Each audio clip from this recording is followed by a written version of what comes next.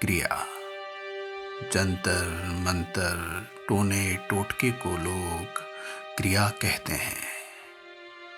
और किसी भी क्रिया को पूरा करने के लिए कुछ बातों का एक साथ होना बहुत जरूरी है, जिसे संयोग कहा जाता है। सही समय, सही जगह और सही क्रिया का योग। उस रात कहने को सिर्फ 10 ही बजे थे, लेकिन पूरा गांव अंधेरा ओढ़कर सो चुका था। गांव में अगर कोई आवाज सुनाई दे रही थी तो वो थी उन कुत्तों की आवाजें जो हवा में खुले डर को महसूस करने लगे थे। वो अमावस्या की एक काली रात थी। समय सही था और जगह थी एक सुनसान तिराहा, जहां से 3 रास्ते होकर गुजरते हों।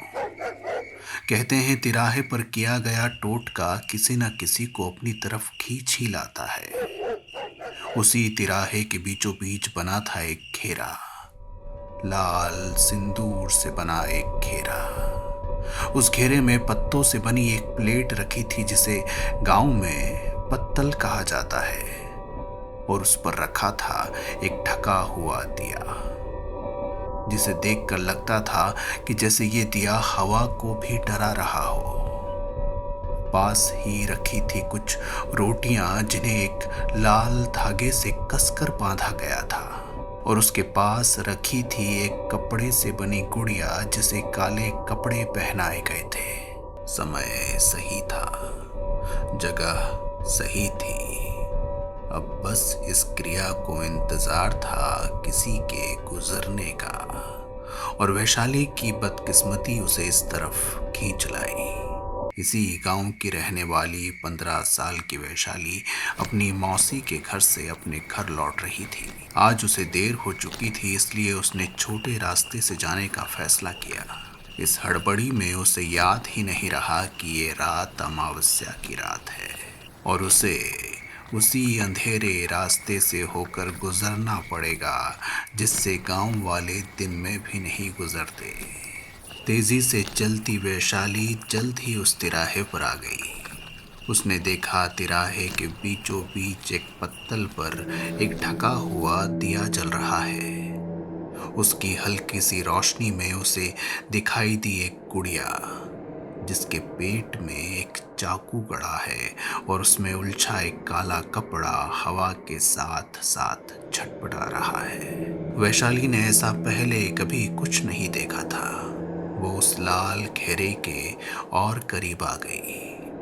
वो देखकर हैरान थी कि आखिर ये सब है क्या। वैशाली झुककर उस पत्तल में रखी चीजों को गौर से देखने लगी। लाल धागे से बंधी रोटियां, काले कपड़े में लिपटी गुड़िया, एक छोटा चाकू जिसकी धार पर कुछ लगा है। क्या है? खून या कोई रंग?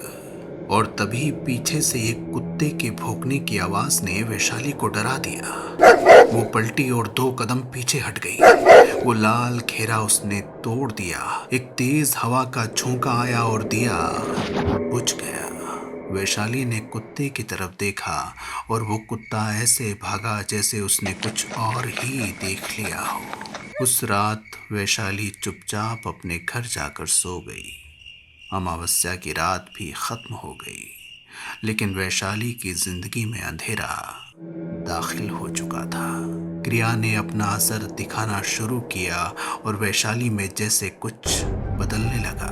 15 साल की वैशाली अचानक 2-3 लोगों का खाना खाने लगी।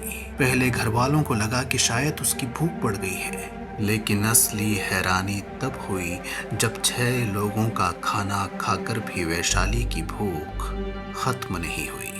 वो बार बार खाना मांगने लगी और चिल्लाने लगी, माँ, मुझे भूख लगी है, मुझे खाना दो माँ, मुझे भूख लगी है। वैशाली की आवाज अब जैसे वैशाली की नहीं रही। लोगों की हैरानी खत्म होने का नाम नहीं ले रही थी। हर दिन 6 लोगों का खाना खाकर भी वैशाली का वजन गिरता जा रहा था।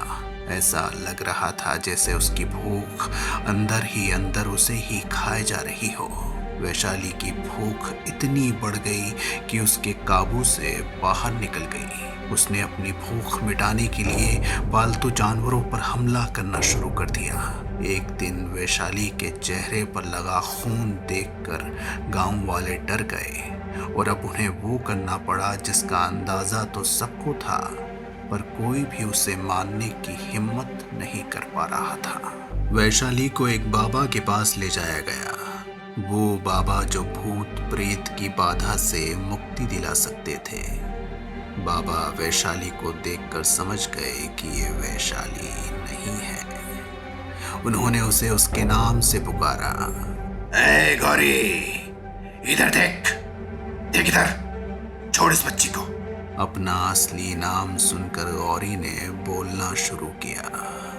नहीं छोड़ूंगी, मैं इसके पास नहीं गई, ये मेरे पास आई, इसने मेरा भोजन खराब किया, मुझे भूख लगी है। बाबा ने उसे समझाने की बहुत कोशिश की, उसके लिए जानवरों की बलि तक चढ़ाने को कहा, लेकिन वो नहीं मानी। वो वैशाली को अपने साथ ले जाना चाहती थी। बाबा ने देर किए बिना वैशाली को पुकारा, लेकिन उस तक कोई आवाज नहीं पहुंची।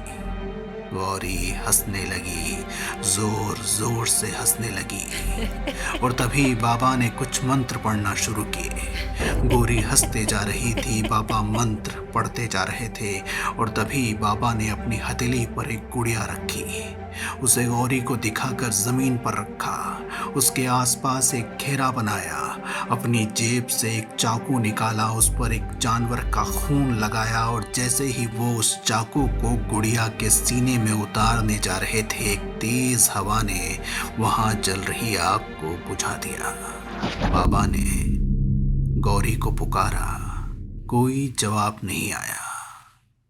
बाबा ने वैशाली को पुकारा और वैशाली ने अपनी आंखें खोल ली। कहते हैं उस रात के बाद बाबा को एक अजीब सा डर सताने लगा।